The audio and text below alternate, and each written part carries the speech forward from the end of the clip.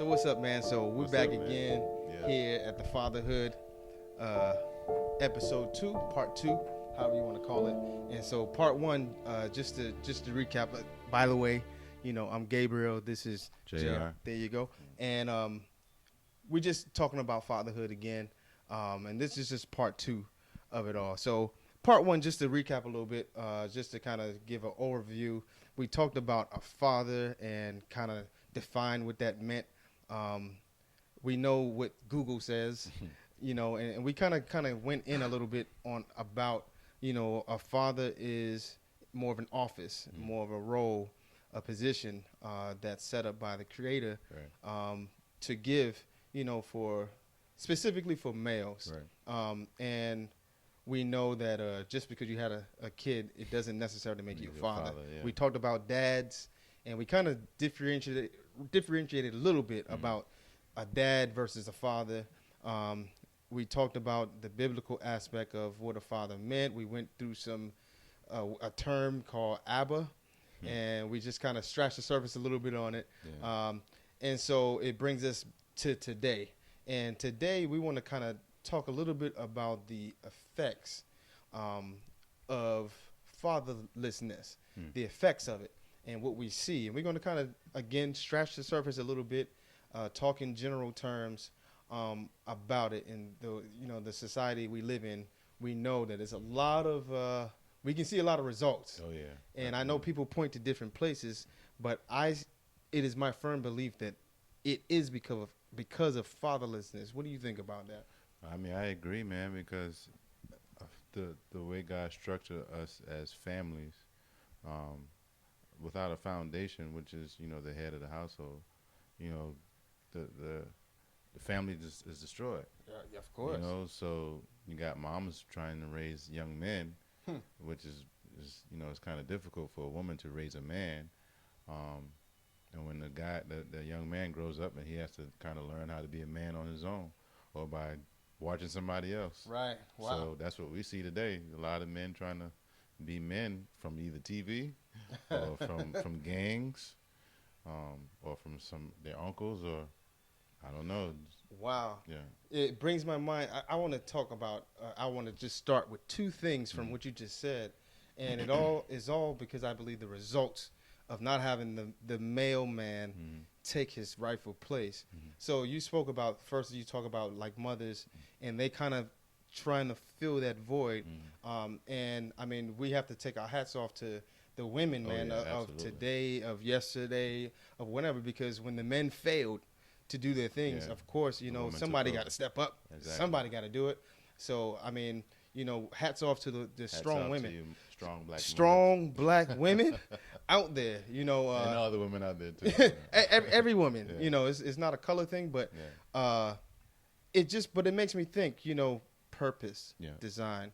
And I submit that a woman's place, she was not built and designed for that type of responsibility. Right. I agree. And you can see it, man. Like, even though a lot of women stepped up and did the best they could, man, it's nothing like having a male figure, and that's why we said fathers doesn't have to be like the biological one. You have step fathers, people who step in. When the regular source is not there. But you see a lot of things, because think about back in after World War II, before that, we lived by roles. Right. Yeah. What they say, roles. So the role of a woman, usually a wife, usually in the house, to rear the kids, and then it's the male man that would be the provider. He would go out and he would get the food. He worked, get the money to get the food. He buy the house, he buy the cars. And so now we know we live in a time that's kind of is flipped. And I think that it really exposed how much we don't know about us as men. Because now, today, how do you approach a woman that, and I'm not trying to get off, but it's all going to lead to my point, that seems to be, because we defined, remember back in the day, the role of a male / father is the one, I'm a provider, I get the money. Right. Well, your lady making more money than you now. Doing great for themselves. Doing great. She make her own money. She got her own bank account. She got her own food. She got her own car. She got her own house. Yep. I mean, how do you deal with today's woman as a male? Wow. It's something to think about, isn't it? Yeah. But here's how far I think that we fell off as men. We fell off so far that now you got men that's cool with the women. Oh, go ahead, you do it. We got men that's even trying to be women. Oops. Wait. Pardon me for a second. I didn't even say that. But you got women now, they realize, or they're thinking like, you know what, I can do everything a man can do. Yeah. And it becomes this battle in a sense. Yeah. And we have today like the woman's movement. What do you think about that? It was a lot. It's I see why it is that way. Yeah.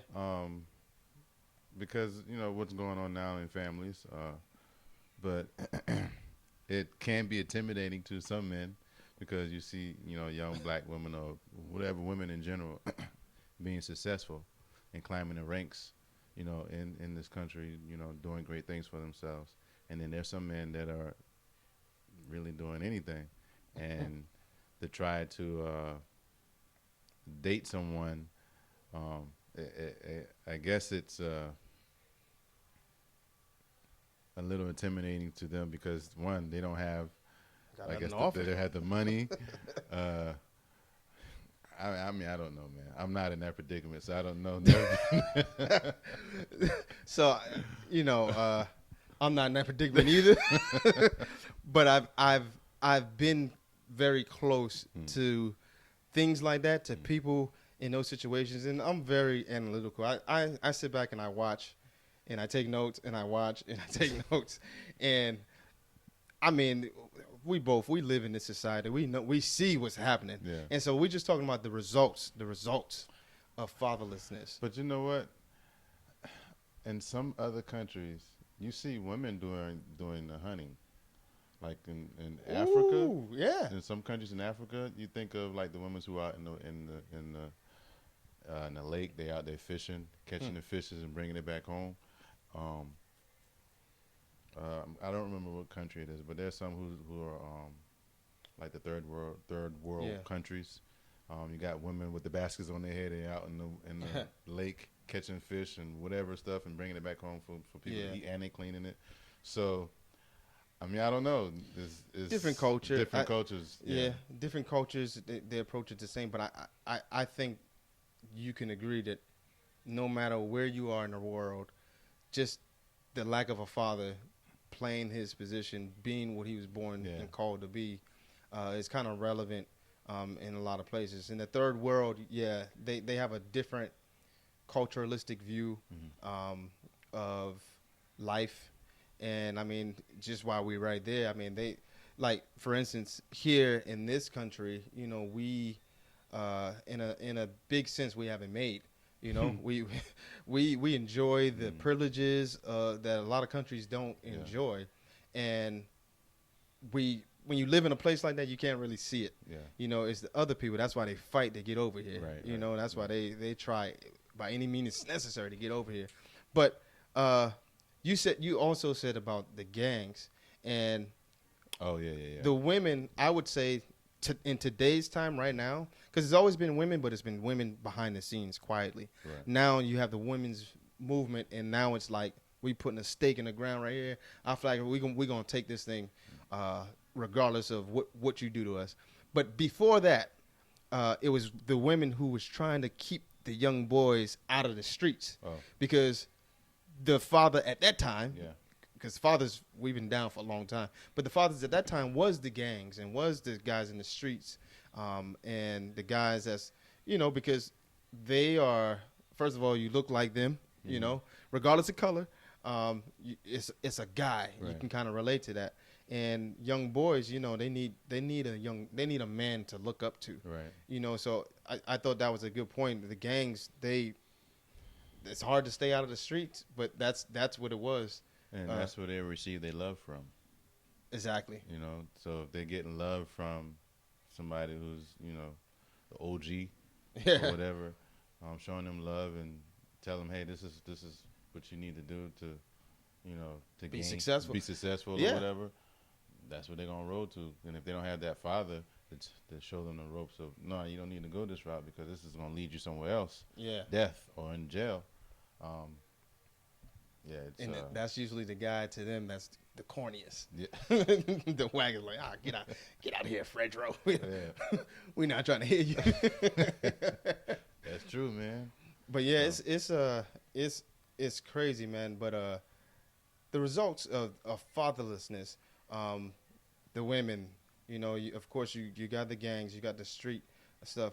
Um, I'm wondering if I should say this because hey, maybe you can edit it out. And then I we don't can want watch to get it us in ourselves. trouble. But today's time, you got women that's trying to be men now. And I mean that in all senses of the way, not just like trying to be masculine and, dress that way. I'm talking about like even in mentality, even in stature, even in just trying to imitate or emulate what they think a man is. Isn't it funny? It kind of, if you ever wanted to know how people felt about you, just look at the people who imitate you. Oh wow, never even thought of that. If Wow. you see the ladies that's trying to be men, look how they sag their pants down, right? They dress. It's Is that insecurity? I don't know. I don't know if it's insecurity or if that's what they. It's kind of like a mirror. Like, hey, I'm just being what I see. Is it what they see or what they're wanting in their life? It could be a combination. Oh, okay. Because look, even the guy with the pants sagging down, to his thighs, he still needed. They still need what he got. Even if he looks like a wreck, he could be on a corner. They still need what he got. He has authenticity. Yeah. He has malehood in him. Yeah. They need that, even if they got to shake him. Yeah. And I think women is like, they see that, and it's a little bit of both. Like, well, this is what a man looks like to me. His pants is down, and this is what a man does. And it's kind of like, look at how, you got women. Imagine heterosexual couples, right? Mm-hmm. They have their own problems, relationship problems. Yeah. And it's usually the guy that's, messing up or something like that. He's the problem. He's that's a whole nother but he's the problem, right? Right. But then when you get the women imitating that, they do the same thing. and I don't get it. Like, It's if backwards or it doesn't make sense. But it doesn't make sense, Yeah. but it makes a lot of sense if you want to see the picture of what people think about you. Just look around. That's what I get. And then you can flip flop it. If you want a vivid picture of how males see females, look at the guys who trying to be females. How they dress, how they act. And it's something about when a woman does it, it's authentic. Yeah. And When the man when a man does it, it's oh boy. wow. I want to Wow. introduce this book. Go ahead. No, I'm good. Go ahead. This is a book by Miles Monroe, an author. Great mentor, great teacher. It's called The Principle of Fatherhood. I read this book maybe twice. Got it some years ago. Very interesting book. Kind of breaks down a lot of things about fathers and that office of a father and everything like that. How important do you think it is for humans in general to read, but especially like men? I think it's very important because one, reading does help your brain, so and all types of ways. It keeps your mind strong, and two, a lot of information is stored in books that people don't really realize it because they don't read and look, because everything is on TV now. So, but not everything, but a lot of times. Writers pour their hearts into books, and there's a lot of information that we miss out on. You think, like you mentioned about TV and programming, it's not a lot of shows or programs out there that kind of depicts the world that we would like to see. Nope. It's more of the world we're in, and a lot of people feel justified, like, hey, I'm just showing you what is, what we see. But I believe that as a male, and we talked about this last time, the males are the creators, you know, women, they're incubators, Right. males, they are the progenitors, they have seed. The women can develop that seed, and so they need each other. But like, it's like we don't see things that show us a world that we would like to see. I think and this is just my personal viewpoint on it. Like, I like the Cosby Show. Yeah.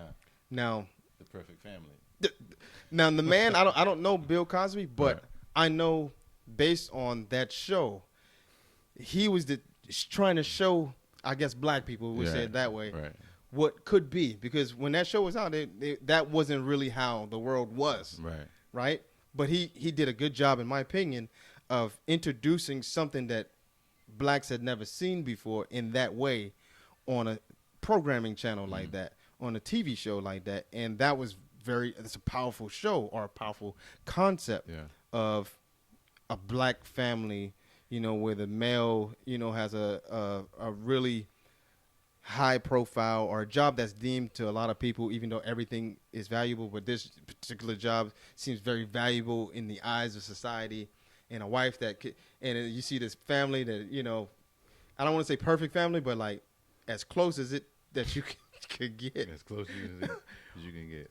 Yeah. I think we're missing the visionaries like that, to be able to not tell us. I mean, we can walk outside and see what's going on, but like to paint a picture of what we would like to see.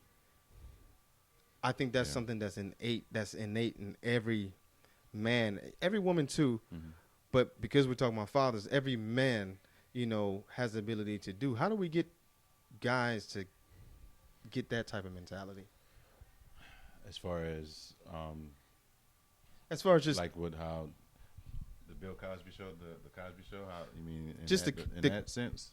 not, it doesn't have to be a TV show, but like just the principle Right. of, hey, I know we got drugs on the corner. I know this community looks like it's garbage, but I see a real city in this community, and I'm gonna try to do my best. It seems like that's frowned upon. I think once brothers know who they are, then they can kind of see the world around them, what's wrong in their society. A lot of brothers don't know who they are. Yeah. And that's, again, it goes back to not having an identity, because it's lost with, your father not showing, giving you an identity, like what we talked about Right. in the last session. But I think, guys need to, develop a relationship with God. Point blank. And having that relationship, he expands your mindset. He opens you up to see, the world around you. Because when you don't have a relationship, like the scripture talks about, the God of this world blindeth.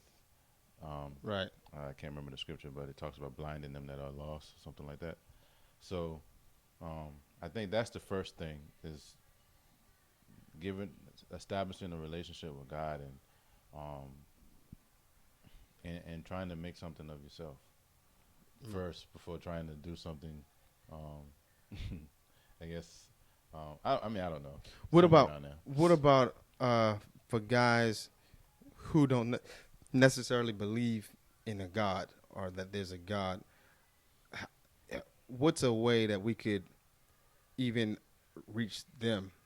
Because like I think about like with Jesus, how he approached it, and it was like he knew people didn't knew the concept of the kingdom. They didn't know God like that, so he had to approach it differently. And so all the guys, they don't believe in nothing, but like he would answer a need right away, immediately. Yeah. He would talk about the kingdom and all the things that he came to talk about, and then he would prove it by resolving a need in the community. And once he does that, then everybody starts to believe afterwards. So I know we said, hey, the first thing you need to do is submit to God.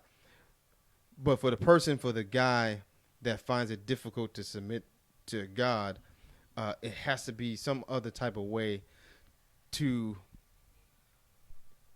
maneuver them in that path where they find God for themselves. Well, God does give everyone, choices to make in life. So we can make a choice, even if you don't have God in your life. You can make right choices, right decisions. Those who do decide they don't want to follow God or care anything about a Christian God or Hebrew God or whatever, but there are things you can do to live on a right path in life, to head down a right road of doing right things. Mm-hmm. Is one, go to school, get an education, get away from your bad surroundings. But I know it could be tough for some who may not be able to get out of that, but just find an example of someone that's doing something positive. Yeah. And get around that type of person. I think a lot of men to me are kind of internal. If we don't know something, we don't say too much. We duck off. Hey, I'll be right back. Because men got to process. Women like to talk a lot, and they talk their feelings out and their frustration. Right. But men, they internalize until they make some sense out of it. I think questions. If you can get a man to ponder on a question, like, who are you, man? What? So tell me, what's your purpose? What are you doing in life? Where are you going next? Where are you going to see yourself in 5 years? 10 years? Why are you here? All these questions that men ponder, I never thought about that. And most guys, it takes them to have a kid to start thinking, well, you know what? Life is bigger than just me, and I got to slow down, and I got a kid now, so. It's all for the kid. So it's all for the kid now. But I think if a man can get to those questions, those what I call life questions, he can begin to start to begin the journey of trying to at least answer. So basically getting serious about life. Yes. All right, so I want to kind of segue to something from the book, The Principle of Fatherhood, Miles Monroe. So I'm going to just read this. It simply says that a child needs to learn how God disciplines, how God teaches, how he instructs and does things through an earthly father who embodies the Father. I like that statement. And what do you think about that? That's a heavy statement. That's heavy because an example of a godly father for a child to see is going to be represented from their earthly father. Wow. So if they don't see that, it's hard for them to even come to Christ. Right. And so here's how that kind of looks, right? Yeah. You got a young kid, his daddy left, early or whatever, or non-effect in his life. So he already has an empty void. He already struggles with identity, security issues, and he grows up having an inner hatred probably towards his earthly father. Yeah. And so now his mom is trying to do the right thing. Come on, go to church. He's like, go to church for what? Right? Because this guy's not there to cement that role. Like it says, hey, a child needs to learn how God disciplines, right, through his earthly father. Wow. And so now he's forced to go to church, usually, from the mom. She's trying to do the best she can. Mm-hmm. But he's really attracted to the gangsters on the streets because they're the earthly father that he's missing. They fill that void that he's missing, that he's yearning for. Yeah. He needs authority. He needs structure. And it appears that these guys got it, right? Yeah. So you got that one scenario, and then you got a whole different scenario.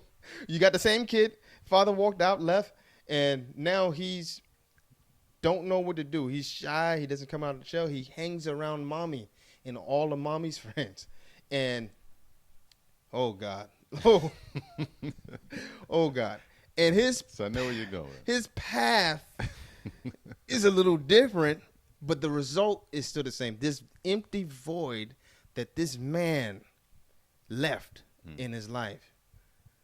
That's for me, that's a heavy statement.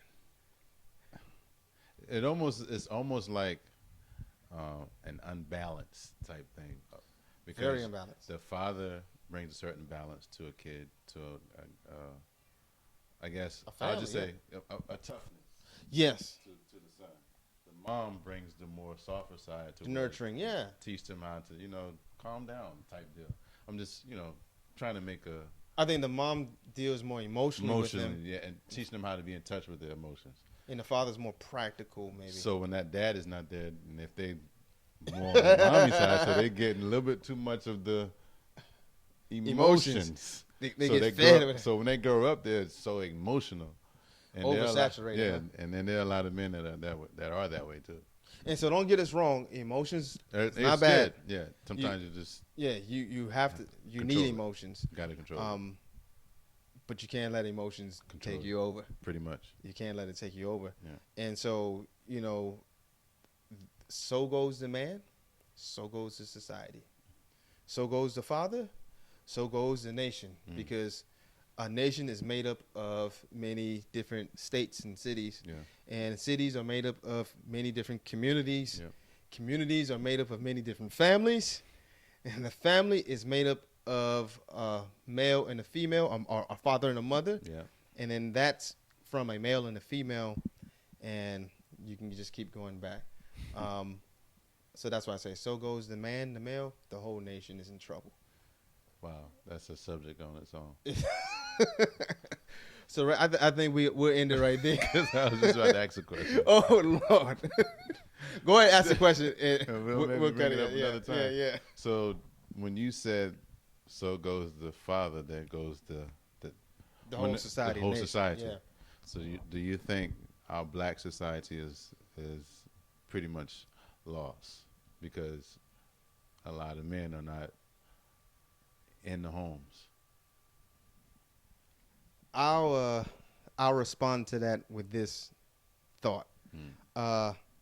Most times, when you go to a doctor, the doctor don't know what's wrong with you. You just say, "Doc, I need help," and the doctor starts asking questions. So tell me, what brings you here today? And you start saying, I woke up this morning, my back was hurting, and where does it hurt? And you start to give the doctor what they call symptoms. From the symptoms, the doctor knows how to prescribe what you need based on what you tell him the symptoms are. Yeah. My thought to that question is, when I look at the symptoms that's around the community, I can kind of tell what we missing and what we need, what the doctor's ordered or his prescription. And I mean, he gave that prescription over 2,000 years ago. Amen to that. All right. Anything else? Nah, that's it, man. Oh, but hey, so I know you're a father. You got a daughter, but you got a son coming. So what's your plans for this? One, get in shape. Because he's gonna be a little energetic bunny here. Because I'm just kidding. But I really I can't wait for him to come, because I want to really train him to be a man in this society, especially a black man. Yeah. And I do want him to be able to train him about life and see him grow and do things on his own and become a man for himself and be a husband and soon take care of his kids and just basically train him the right way. That's what I'm looking forward to do. Just having fun with him and training him the right way. And kids, man, I mean, whether you like it or not, when they come, I would say, as a blank slate. And whatever you put in there. Oh, that's you adding more stuff, man. Go ahead. I was listening to a YouTube video. A guy was talking about kids. When they come, the first 7 years. Oh yeah. They basically their subconscious and their conscious is not open. Right. Well, the subconscious is open, but not the conscious. Right. They're not conscious yet. So basically, all they are receiving are words. Whatever you feed them, that's what they take in. And after that 7 years, that words become right. event. It's you already filled up their subconscious with it. And if all you've been saying for 7 years, you slow, you stupid. that becomes their foundation. Yeah. That's built in their system. Wow. So yeah, it was kind of like what, going back to what you said. Blank slate. Yeah. They just blink. That first 7 years is nothing. So Yeah. what you give them that first 7 years is pretty much makes them up And after that. and not to say that, like, say you had a kid, like I'll say, like in my situation, you know, my son, I got him when he was 6. I got him when he was about to turn 7, like Wow. 2 months from turning 7. Wow. So like how you said, that first 7 years, and I mean, obviously, apparently, I didn't have him. I didn't have custody of him like that. I would go visit him, and where he lived in his state. But the funny thing is, when I did get him, he was already pretty much filled of a foundation of, hey, life is about fast food. I eat fast food. If I go to bed, everybody goes to bed, and school is fun, but I don't really go there, so I don't. So he, in other words, he already had like a lot of his personality already there, and my number one thing, he was programmed, very programmed. Yeah. My number one thing to do in life is play games. Wow. So after 7 years, he's programmed. He was programmed to play games. My son is 18 now, and he's still the number one thing, if you ask him, is games. Wow. And if you now it took. So here's what I was gonna say. You can reprogram them. Yes. It just takes a long time afterwards. After that 7 years, it takes an extremely long time. Wow. To unprogram or help them unlearn what they learn and create new things to learn. Wow. And it's hard because they years. they revert back easy. Whoop, go right back. if you let off them, if you take the gas off, they go right back. Ain't that right, Markel?